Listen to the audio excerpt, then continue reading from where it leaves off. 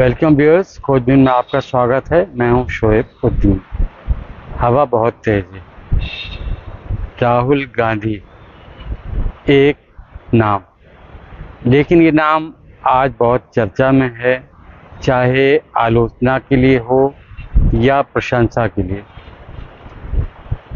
इस नाम की चर्चा बहुत हो रही है।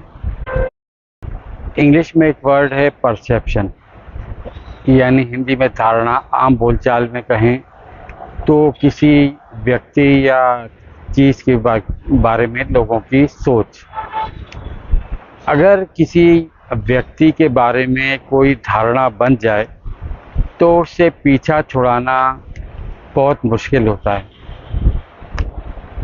अगर किसी की अच्छी इमेज हो तो उससे भागना मुश्किल है, किसी की खराब हो तो उससे हटना मुश्किल हो जाता है। दर्जनों टीवी चैनल, सोशल मीडिया की ट्रोलिंग से जो राहुल गांधी की छवि बनाई गई थी, उसे राहुल गांधी ने उस छवि को तार तार कर दिया।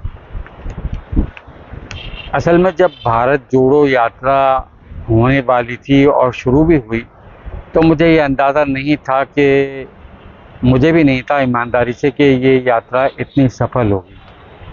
लेकिन जैसे जैसे ये यात्रा बढ़ती गई, इसमें लोग जुड़ते गए और राहुल गांधी की जो एक छवि बना दी गई थी, उससे उनकी छवि बेहतर हुई और उस छवि का जो के बारे में परसेप्शन था, धारणा थी, वो धारणा टूटी और एक बड़ी लीडर के तौर पर उनकी छवि बनी। मेरे ख्याल से शायद आपने भी नहीं सोचा होगा कि जब राहुल गांधी भारत जोड़ो यात्रा पर निकलेंगे तो वो इतनी सफल होगी और सारा परिदृश्य, तस्वीर बदल कर रख देगी। जब एक बार राहुल गांधी अमेरिका के दौरे पर गए तो बराक ओबामा के प्रचार सलाहकार जो थीं, उन्होंने राहुल गांधी को सलाह दी कि आप एक मुद्दे को उठाइए और उस मुद्दे को छोड़िए मत, उसे बैकआउट मत कीजिए, उससे चिपके रहिए। राहुल गांधी ने इस उनकी बात को माना और उन्होंने अनेक मुद्दे उठाए। जैसे कि शुरुआत में ज़मीन अधिग्रहण हुआ, उसमें ख़त्म कर पीछे हटवाने में उन्हें कामयाबी मिली। किसान आंदोलन के समय बड़े उद्योगपतियों का मामला हो, सब में, और जीएसटी का मसला हो, हर मुद्दे पर उनको सफलता मिलती गई, क्योंकि वो एक भले ही उन्होंने मानहानि के मुकदमों का सामना किया, लेकिन वो अपनी बात से पीछे नहीं हटे। यहाँ तक कि राहुल गांधी ने कई उसके दुष्परिणाम भी भुगते मुद्दों से पीछे न हटने के कारण, लेकिन मानहानि के मुकदमों में उन्होंने माफ़ी नहीं मांगी और उनको सज़ा भी भुगतना पड़ी। जल्दबाजी में उनका सांसदी जाने के बाद बंगला भी उन्हें खाली करना पड़ा, क्योंकि उनसे कराया गया था, और काफ़ी उनको परेशानी भी हुई, लेकिन वो अपनी बात से पलटे नहीं, अडिग रहे। ये उनकी सफलता की तरफ बढ़ता हुआ एक कदम था। राहुल गांधी की विदेश यात्राएं अक्सर चर्चा में रहती हैं।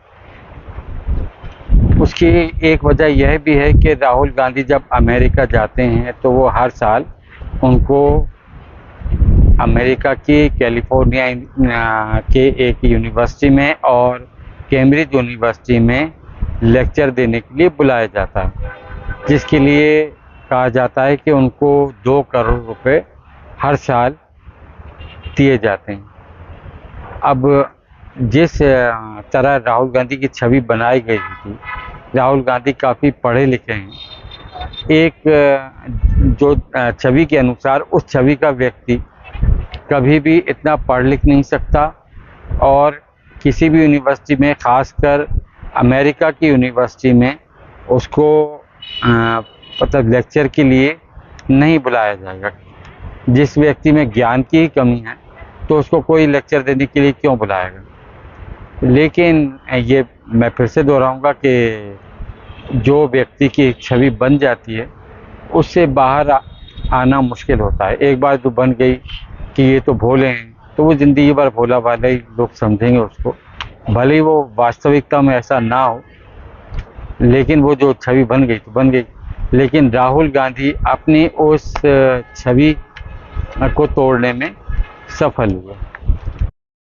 आजकल व्हाट्सएप यूनिवर्सिटी से ज्ञान लेने वाले ट्रोलर्स को बहुत पढ़ा लिखा समझदार माना जाता है, लेकिन एक उच्च शिक्षित वेल क्वालिफाइड इंसान को लोग पप्पू की संज्ञा देते हैं। जब कांग्रेस लगातार नीचे आ रही थी, उसे कई राज्यों में हार का सामना करना पड़ा, एक के बाद एक हार हो रही थी। और दूसरी तरफ साथ में कई राज्यों में कांग्रेस की हार हो रही थी। जिन राज्यों में कांग्रेस की सरकार बनी थी, तो दल बदल के कारण कांग्रेस की सरकार गिर जाती थी। अब हुआ ये कि कांग्रेसियों का मनोबल भी धीरे धीरे कम होने लगा, दल बदल बढ़ने लगा। इसके बाद लोगों में धारणा बन गई कि कांग्रेस खत्म होती हुई पार्टी है। लेकिन राहुल गांधी ने धीरे धीरे अपनी विद्वता साबित की, एक काबिल इंसान की छवि धीरे धीरे बनाना शुरू की। कोरोना के टाइम में भी उन्होंने कई चेतावनी दी सरकार को, जो कि हालांकि शुरू में उनका मजाक उड़ा, लेकिन अगर आप वो वीडियो निकाल कर देखेंगे, पुरानी न्यूज़ खंगालेंगे, तो वो बिल्कुल सही साबित हुई आगे जाकर। राष्ट्रवादी कांग्रेस पार्टी और तृणमूल कांग्रेस के नेता शरद पवार और ममता बनर्जी यूपीए के समय भी राहुल गांधी का नेतृत्व स्वीकार करने के लिए तैयार नहीं थे। दरअसल कहीं ना कहीं ये लोग भी प्रधानमंत्री बनने की लालसा पाले हुए थे और इनको लगता था कि कभी ना कभी बिल्ली के भाग से छीका फूटेगा और इनकी लॉटरी लग जाएगी। लेकिन ऐसा नहीं हुआ। सोनिया, ये लोग कहा करते थे कि सोनिया गांधी तो हमें स्वीकार्य हैं, लेकिन राहुल गांधी को हम अपने नेता नहीं मान सकते। ऑफ द रिकॉर्ड अंदर खाने में ये लोग इस तरह कांग्रेस आला कमान से बातचीत में कहा करते थे। लेकिन जब भी ममता बनर्जी सोनिया जी से मिलने आई, तो राहुल गांधी हमेशा उनके साथ रहे। हालांकि ममता बनर्जी को चुभता था, एक समय में उनको बहुत परहेज था राहुल गांधी से। लेकिन धीरे धीरे वक्त बदला। राहुल गांधी ने जब भारत जोड़ो यात्रा शुरू की, लोग उनके साथ जुड़ते चले गए, बल्कि कई क्षेत्रीय छत्रप जो होते हैं, क्षेत्रीय नेता जो होते हैं, रीजनल लीडर्स को राहुल गांधी से इनसिक्योरिटी होने लगी, असुरक्षा होने लगी। और जब वो राहुल गांधी की यात्रा इनके राज्यों में आई, तो इन्होंने कई तरह से रोड़े अटकाना शुरू किया। उसके बाद भी उनके राज्यों में ये यात्रा सफल रही। कांग्रेस का असर साबित हुआ। इसके बाद हुआ ये कि एक के बाद एक विपक्षी दलों के नेता जेल जाने लगे। अब विपक्षी दलों को लगा कि अगर अब एक नहीं हुए और राहुल गांधी के पीछे ना खड़े होने का जो उन्होंने इरादा था, उसके पीछे अड़े रहे, तो होगा ये कि सब एक दिन जेल यात्री हो जाएंगे। इसके बाद इन लोगों ने ये सोचना शुरू करा कि सबको एक गठबंधन की छतरी के नीचे आना होगा। नीतीश कुमार ने इसमें पहल की और उन्होंने सभी दलों से बात की, राहुल गांधी से भी बात की, कांग्रेस पार्टी से भी बात की। कांग्रेस पार्टी ने उनको आगे किया कि आप सभी दलों से बात कीजिए। अगर कोई ऐसे कदम उठता है तो हम आपके साथ हैं। नीतीश कुमार ने सब पार्टी से बात की, उसके बाद फिर एक अलायंस बना जिसे बाद में इंडिया अलायंस का नाम दिया गया। अब ये गठबंधन बना तो मीडिया, खासकर हमारे इलेक्ट्रॉनिक मीडिया की ऐसी सोच थी कि ये गठबंधन आपसी लड़ाई में टूट जाएगा और चुनाव तक नहीं पहुंचेगा। ऐसी बहुत सी खबरें आती भी रहीं और जब नीतीश कुमार ने अचानक पाला बदला तो हवा का रुख कुछ ऐसा हो गया कि शायद जो कयास लगाए जा रहे थे, अंदाजे लगाए जा रहे थे, वो सही साबित होंगे और इंडिया अलायंस चुनाव होने से पहले बिखर जाएगा।